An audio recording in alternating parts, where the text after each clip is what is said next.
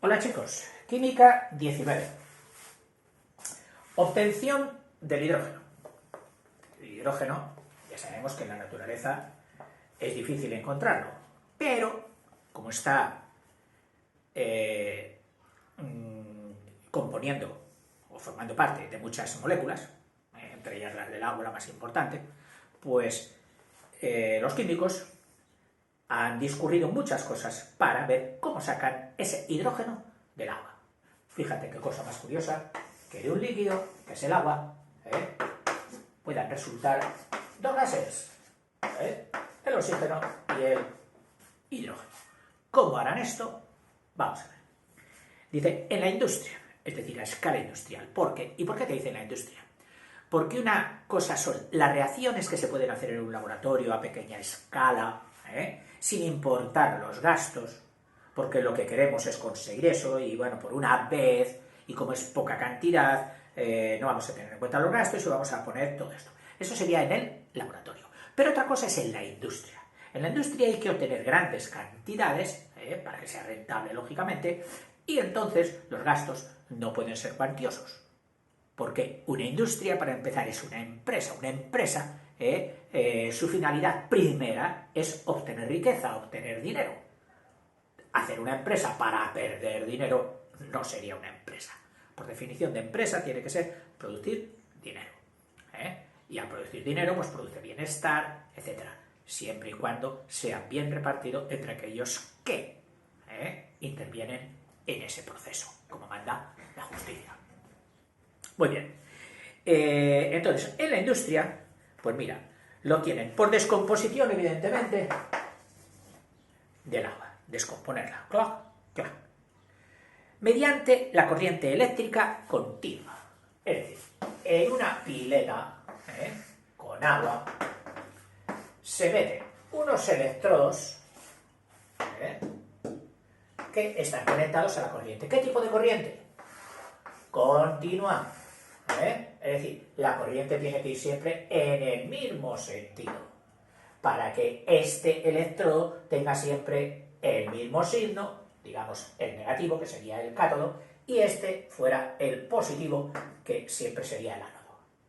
De esa manera, el agua, cuando se disocia brevemente, porque siempre es polar, es decir, siempre conserva, aunque sea una molécula, y como tal molécula estable, porque una molécula en principio su principal característica es que es estable, pero el agua siempre está un poco inestable, formando una polaridad, es decir, que un extremo de su molécula tiene más carga positiva que negativa. Y eso, cuando se encuentra con dos campos eléctricos, uno negativo y otro positivo, acaba por romperla, por disociarla.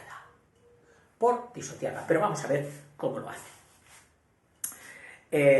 Bueno, habrás ya comprendido por qué no ponen corriente alterna, porque claro, la corriente alterna está continuamente la corriente haciendo así clic, clac, clic, clac, clic, clac, clic, clac, a mucha más velocidad de lo que hago yo, por supuesto.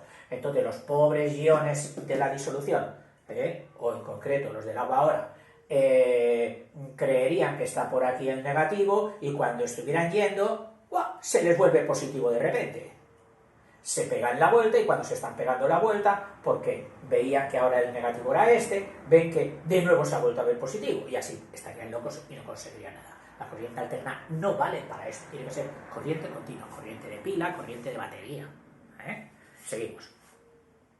Para que el agua sea conductora, es decir, para que sea más conductora de la electricidad, se le añaden unas gotas de un ácido. Normalmente de ácido sulfúrico, unas gotitas de ácido sulfúrico, o bien de hidróxido de sodio, del famoso NaOH. En esta descomposición del agua, en esta rotura del agua, que se llama, como todas las que suceden con electricidad, se llaman electrorotura, pero claro, rotura no lo ponen en latín, no en griego, no lo sé, que se dice lisis, electrolisis.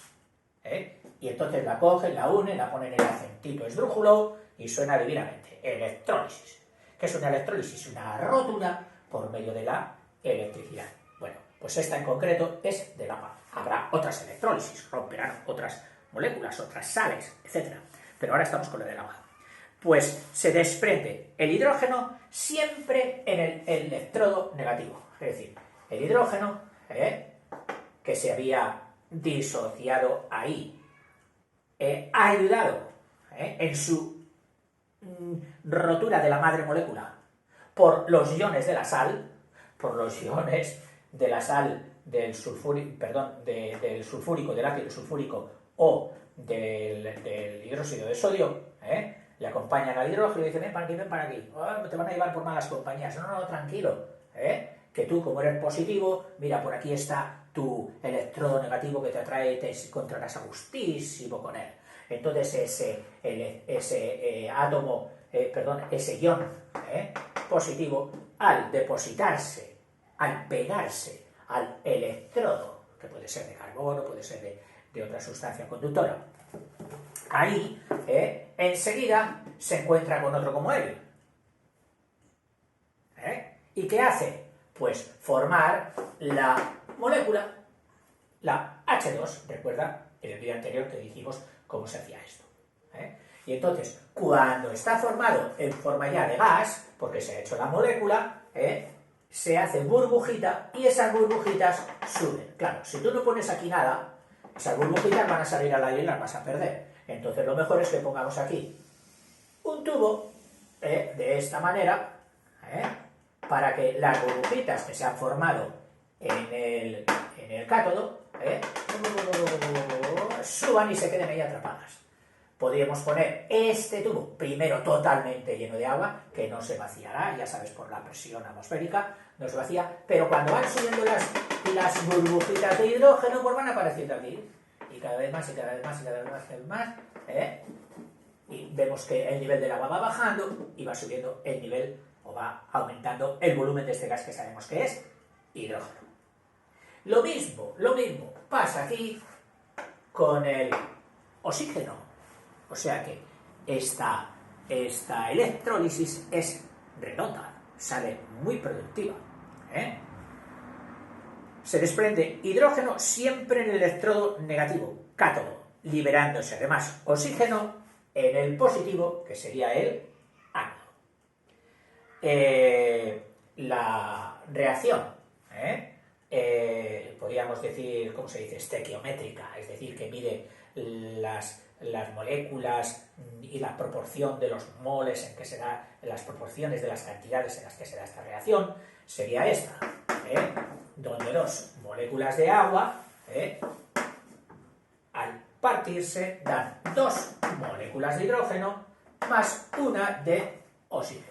Si cuentas, siempre en estas reacciones, la igualdad del brazo de la izquierda tiene que ser igual al brazo de la derecha. Mira, átomos de hidrógeno, 2 por 2, 4. Tienes aquí los 4, 2 por 2, 4.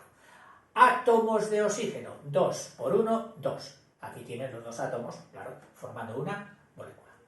Esta fórmula será la que luego nos sirva para hacer problemas, para calcular cantidades que echamos, cantidades que recogeremos, etc. Eso en la industria. Y ahora pasamos a las otras, a las finas, a las del laboratorio, a las de la bata blanca. Y nos dicen que ya aquí en estas ya no podremos perseguir abaratamiento ni economía, solo con que obtengamos el hidrógeno, que es lo que buscamos, nos daremos por satisfecho. Y lo hacen así, en el laboratorio. Por reducción del hidrógeno a partir de sus compuestos tales como el agua, los ácidos, etc. Es decir, sabemos que el hidrógeno está en el agua, está en los ácidos, siempre. Y nos pone algún ejemplo, así, en los metales, los metales alcalinos, ya sabes que son el potasio, el sodio, reaccionan enérgicamente en el agua.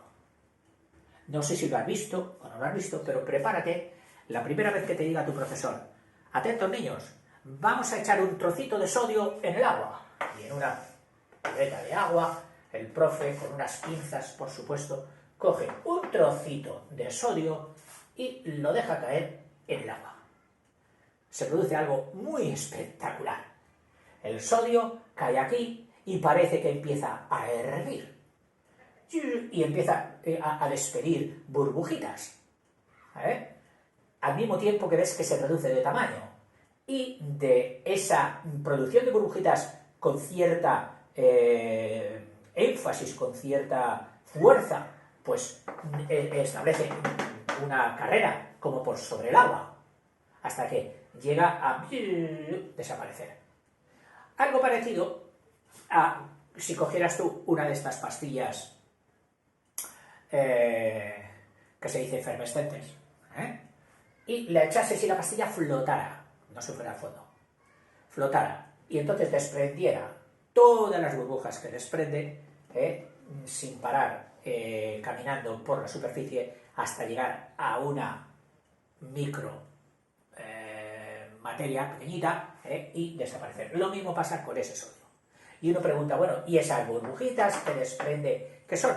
Pues mira, si te lo metas, cariño, sodio y potasio, yo esto lo he visto con el sodio, con el potasio no, reaccionan enérgicamente en el agua, aun en frío, sí, aun en frío, desprendiendo hidrógeno.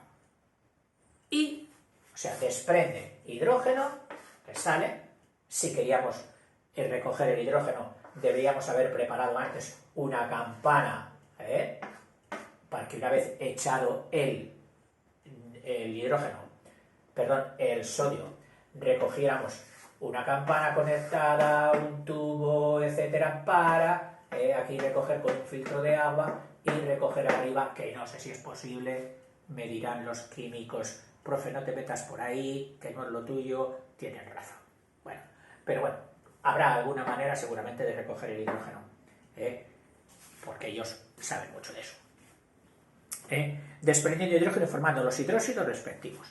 La reacción, que viene a ser ya cada vez más importantes para nosotros, sería donde dos átomos de sodio combinados con dos moléculas de agua, estarían dando dos moléculas de hidróxido sódico, del NaOH, más hidrógeno. Y si quieres ver el ajuste de la reacción, verás cómo te sale bien. 2 de sodio, 2 de sodio, 4 de hidrógeno, 2 por 1, 2, más 2, 4. Y 2 de oxígeno, 2 de oxígeno. ¿Ves? Eso significa que está clavada. El calcio y el magnesio, otra manera. El calcio y el magnesio, o sea, eso era con los alcalinos. Con el calcio y con el magnesio reaccionan con agua caliente. Estos no necesitaban ni agua caliente, en frío ya estaba. Sin embargo, estos otros dos, de valencia 2, el calcio y el magnesio reaccionan con agua caliente. O sea, de la misma manera que esta, pero con agua caliente. Esa sería otra manera de obtener hidrógeno. Otro, el hierro, ya diferente, pero puesto al rojo, es decir, el hierro puesto al rojo, es decir, elevado a mucha temperatura, que ya se ha puesto el hierro al rojo, descompone el vapor de agua. Descompone el vapor de agua. Y esto ya lo sabían todos en los pueblos. Oiga, ¿qué? ¿Que son químicos? ¿Saben química? Pues no, pero sabían que el hierro al rojo descompone el vapor de agua. Cuando tenían una estufa,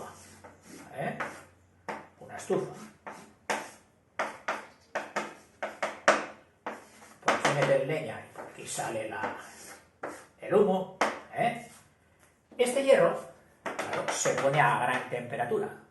Y muchas veces si apagas la luz y le has dado caña a la estufa, es decir, le has metido y has abierto el tiro bien para que haya mucha combustión?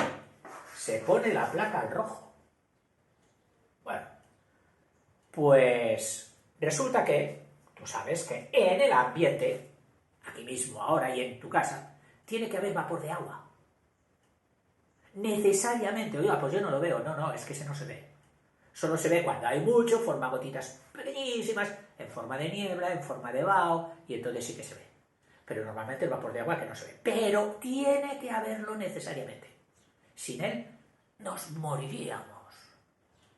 Bueno, eso es más complejo y requeriría otros vídeos. Bueno, pues tiene que haber vapor de agua. Aquí. ¿Por qué? Porque el aire que inspiramos, si entrase sin vapor de agua, nos secaría totalmente. Nos dejaría esto como un trapo.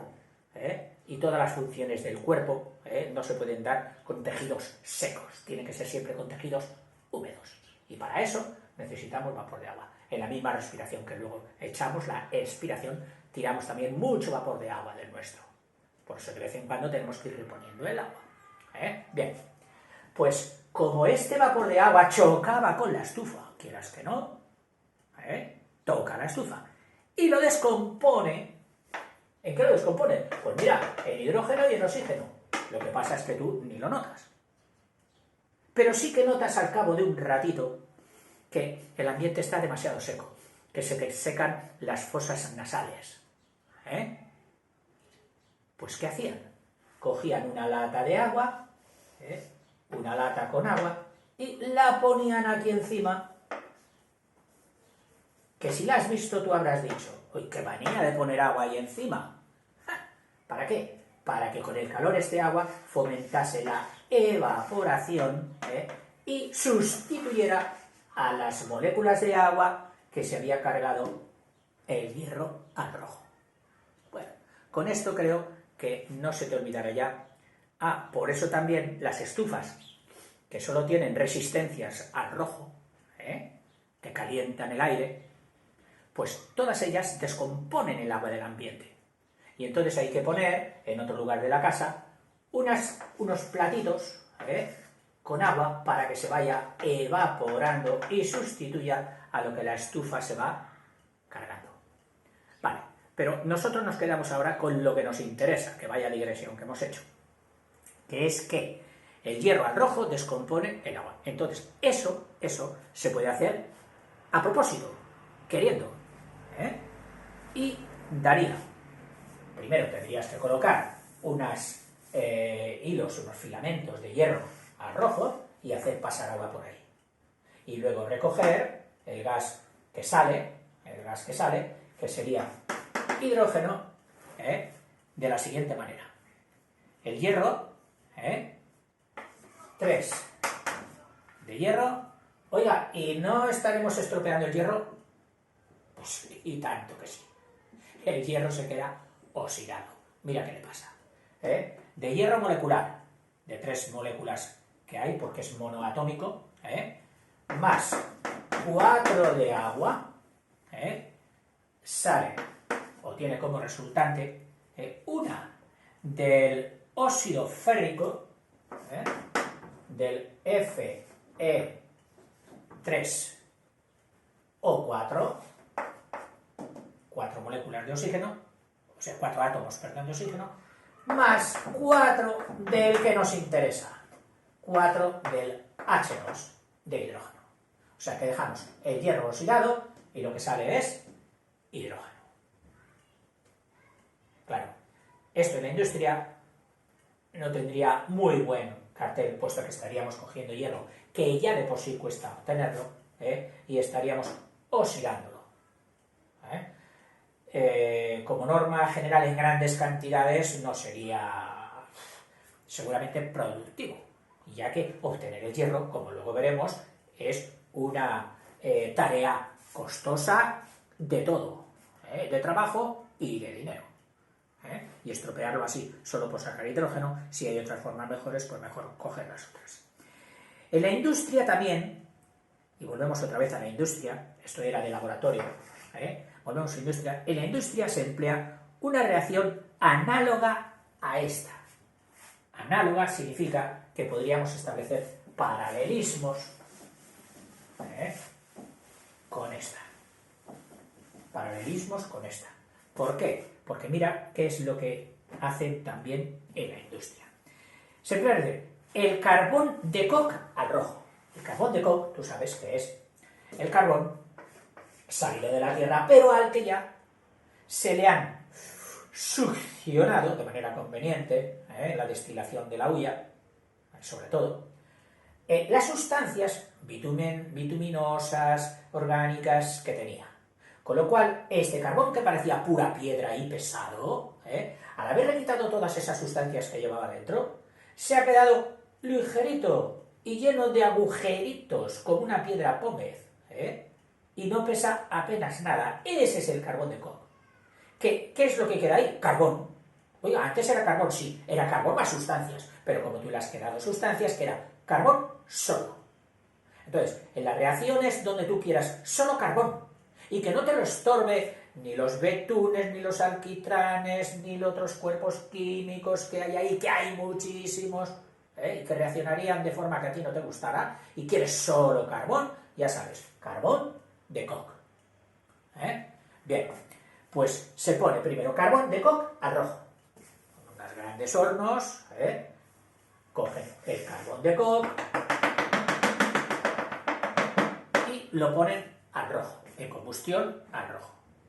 Pues descompone el vapor de agua, es decir, si tú luego rocías, haces llover agua sobre el carbón, alguno diría como cuando se apaga, pues sí, parecido, pero claro, si llegar a apagarlo, es decir, tienes que buscar unas proporciones en que el carbón siga estando en rojo y la lluvia se descomponga el agua que vas echando, pero no te apague el carbón, evidentemente.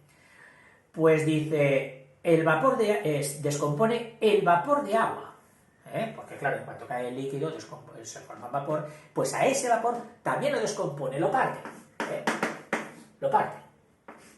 El primero sería H2 líquido, pasa por el calor a H2 vapor, y este vapor de agua lo descompone, formando una mezcla de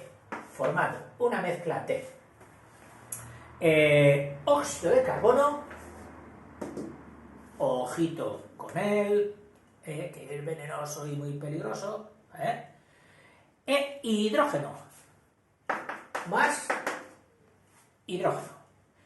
Y esta mezcla de óxido de carbono más hidrógeno, que ha salido de arrojar agua, o el vapor de agua, o hacerlo pasar el vapor de agua por coke al rojo, esta mezcla es una mezcla combustible que se ha utilizado para sistemas de calentamiento, cocinas, hornos, etc.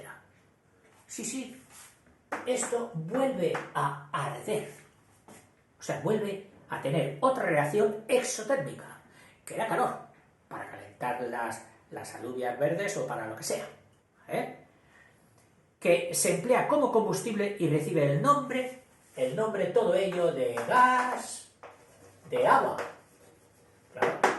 Echamos agua aquí encima del carbón y hemos recogido una mezcla de monóxido de carbono más hidrógeno, que es combustible. Oiga, le vendo a usted gas de agua. Claro, tendrás que cogerlo, meterlo en recipientes para que quepa más, deberás apretarlo, es decir, que debe estar a presión, los recipientes habrán de tener una resistencia consiguiente para que no te exploten, lógicamente, como son las bombonas de butano, pero claro, tratándose de otro gas, etc.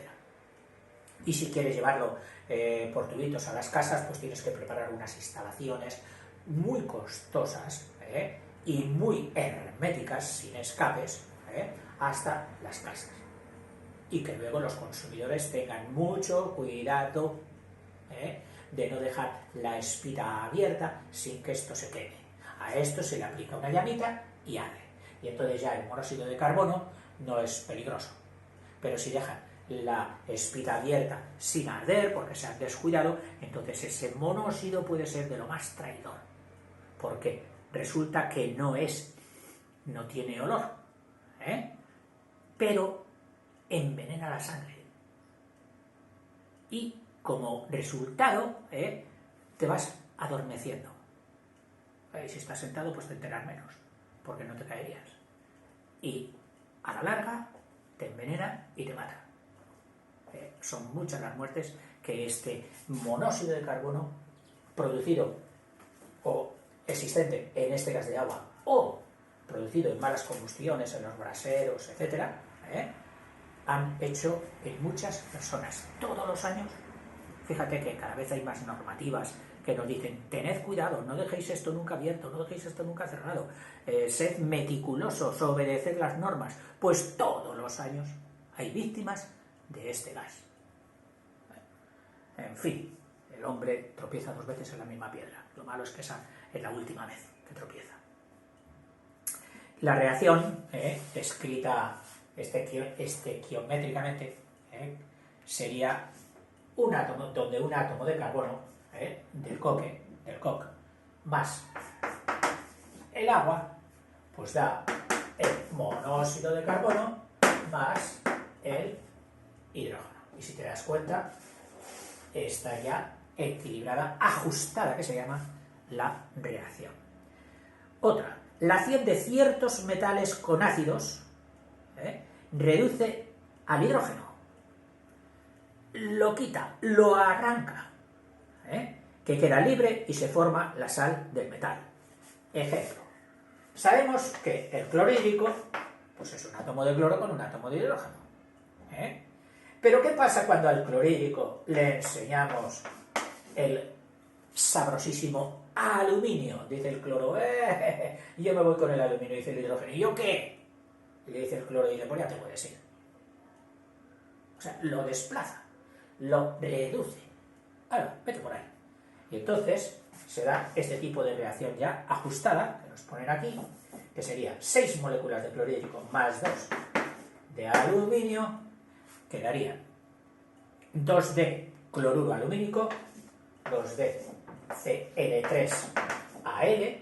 Sabemos que el aluminio entra siempre como 3. Me parece que también tiene la valencia 1, pero aquí está entrando como 3, evidentemente. 3 átomos de cloro con 1 de aluminio. Y da 2 moléculas más 3 de hidrógeno. Más 3 de hidrógeno. No es mala proporción de hidrógeno. Pero claro, hacer esto la industria, pues hay que hacerlo convenientemente para que salga rentable. Ahí están los ingenieros químicos, que no son ya los químicos en sí. La diferencia entre un químico es que el químico atiende más a la teoría y un ingeniero atiende a la pela, a la peseta, a que esas reacciones sean baratas y posibles. A eso atiende. Claro que también tiene que saber mucha química. Otra manera, con otro ácido, con nuestro amigo el ácido posiblemente más famoso, el sulfúrico, el SO4H2, que tiene hidrógeno. Tú le puedes decir, oye, te voy a quitar el hidrógeno. ¿Cómo? Sí, mira, tranquilo, sulfúrico, que te voy a dar otra cosa más golosa que el hidrógeno.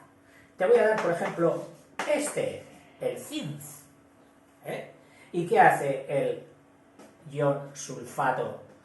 Al hidrógeno le dice, pues tienes razón, me gusta más el zinc que tú, así que tú hidrógeno vas a echar por ahí, yo formaré sulfato de zinc, sulfato de zinc, que ya no hace falta poner porque claro, el zinc tiene valencia 2 y compensa a los 2 que ocupaba el hidrógeno.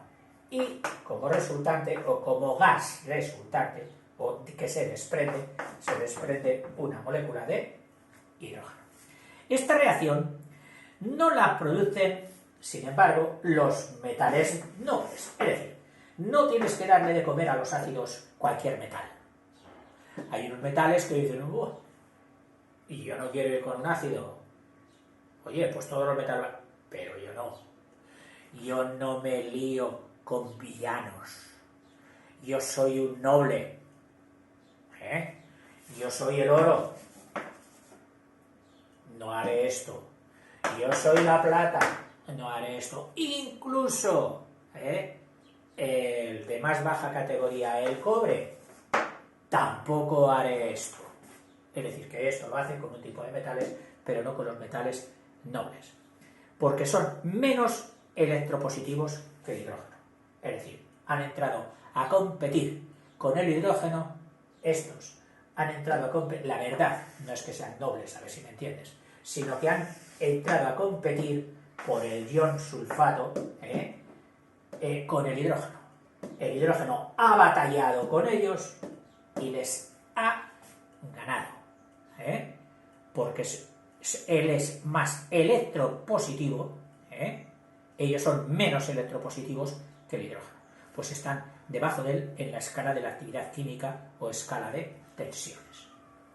Bueno, hasta aquí un poquito de la obtención del hidrógeno tanto en la industria como en el laboratorio. Y te prometí en el vídeo anterior, al acabar, que entraríamos también en algo de tipo plenamente pragmático, industrial. Es decir, técnicas que en este momento se están desarrollando para obtener hidrógeno.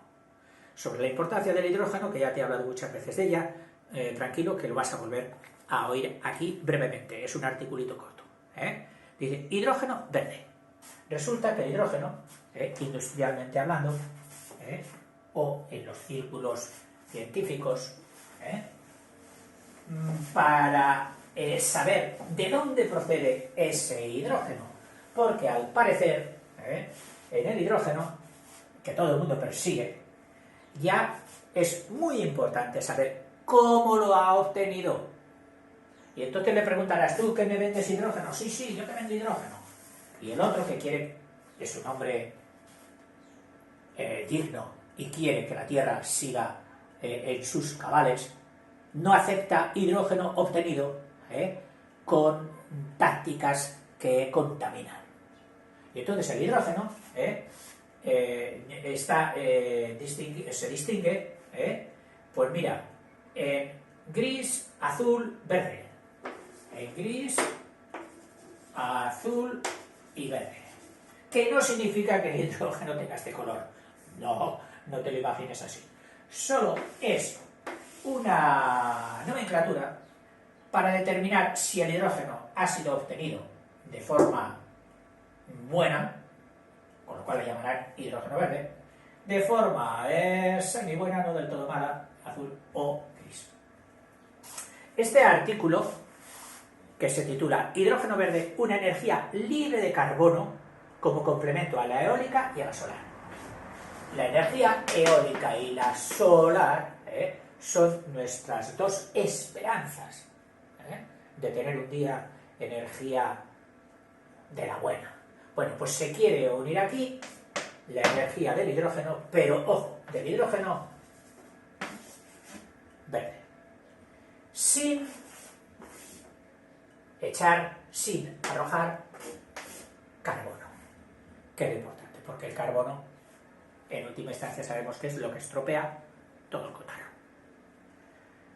Este artículo está escrito por Jeff Carbeck.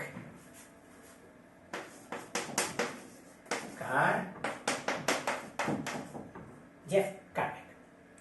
Dice, hace decenios son 10 años, ¿no? Periodos de 10 años, que se piensa en el hidrógeno como una atractiva fuente de energía limpia, dado que el único subproducto de su combustión es el agua. Es decir, ¿por qué están perseguidos? Porque saben que cuando produzca energía, no va a producir CO2, ni va a producir el NO2, ni va a producir otros subproductos mal quemados que ensucien la atmósfera, no. Cuando arda, solo va a producir agua. O sea, si es un motor de hidrógeno, por el tubo de escape solo saldrá agua. Si es un horno alimentado con hidrógeno, si es un coche que quema hidrógeno, pues nada, agua. Inocuo. Pasaría a formar parte del vapor de agua, y automáticamente pues, podríamos respirarlo y todo, claro. Bien. Sin embargo, el proceso tradicional para generar hidrógeno, que es el que te he expuesto en todo lo anterior, consiste en exponer combustibles fósiles, ya lo has visto con el coque, a vapor de agua. Pues dice, dista mucho de ser limpio. El hidrógeno producido de ese modo, con el coc y con el hierro, con el coc más bien, se denomina hidrógeno gris. O hidrógeno azul, sí. O sea, puede ser gris si no se recupera el CO2, si se deja que se vaya al aire, o azul si cogemos el monóxido de carbono o el CO2, que se dará luego en las combustiones subsiguientes, y lo capturamos. Y con él lo fijamos a otras sustancias, dando un cuerpo que no vaya a la atmósfera, dando carbonatos, dando otros compuestos de carbono. Lo habríamos agarrado, lo habríamos atrapado, le habríamos enganchado con otras moléculas, con otros átomos, y le habríamos dicho, mira, para que no te vayas al espacio prefiero tenerte aquí atrapado, formando una molécula con otros átomos. Eso sería, entonces, ya el hidrógeno producido ya no sería gris, que es el menos respetuoso, sino que sería un poquito más respetuoso, que sería el hidrógeno azul. El hidrógeno verde, que es el que nos ocupa aquí, dice, es muy distinto. Se obtiene mediante electrolisis, vaya hombre, ánodo, cátodo, etcétera, mediante electrolisis. Un proceso, ya te lo he explicado antes, que divide el agua en hidrógeno y oxígeno sin generar subproductos. Aquí del agua, hemos echado un poquito de, acuérdate, sulfúrico o sosa, el hidróxido sódico, para aumentar su conductividad, pero no hay luego en realidad subproductos. Solo sale hidrógeno y oxígeno, qué bien. En el pasado, la electrólisis, dirá alguno, ¿y por qué no se hace? ¿O por qué no se ha hecho hasta ahora? Dice, porque en el pasado requería gran cantidad de electricidad, y la electricidad vale dinero. Y además, estaríamos vistiendo un santo, desvistiendo a otro, si esa electricidad la habíamos sacado mediante térmicas que arrojan mucho dióxido de carbono a la atmósfera. Entonces, vale, recurramos de nuevo a la electrólisis, pero la diferencia ahora va a ser que tenemos mucha energía eléctrica barata y lograda sin contaminación.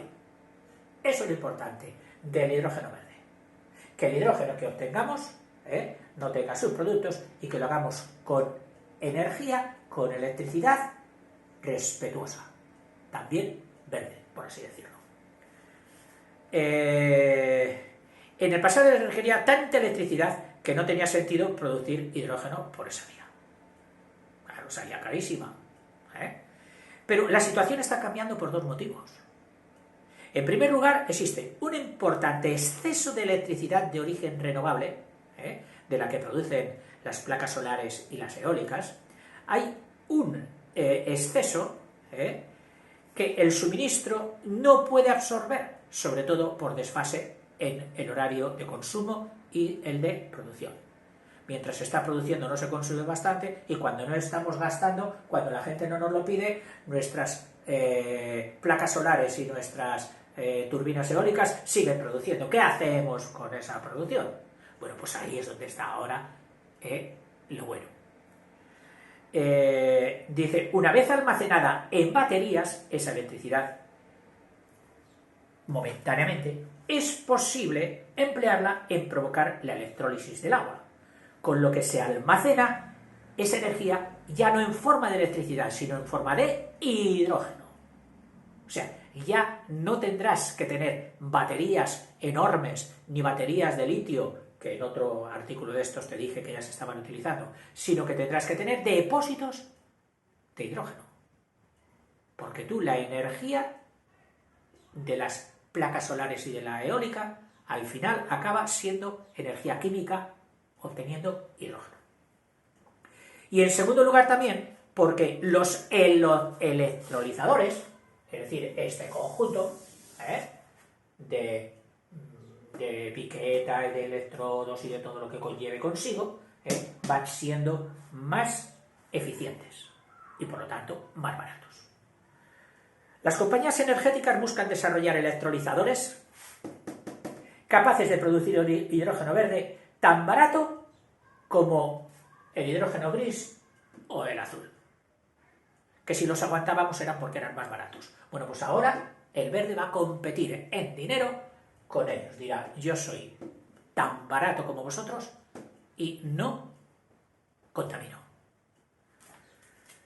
Entre tanto, ya han empezado, dice verde tan barato con el... Y los analistas, es decir, esta gente que piensa y medita y tiene datos y tienen estudios para hacerlo, creen que se logrará esto en la próxima década, en 10 años.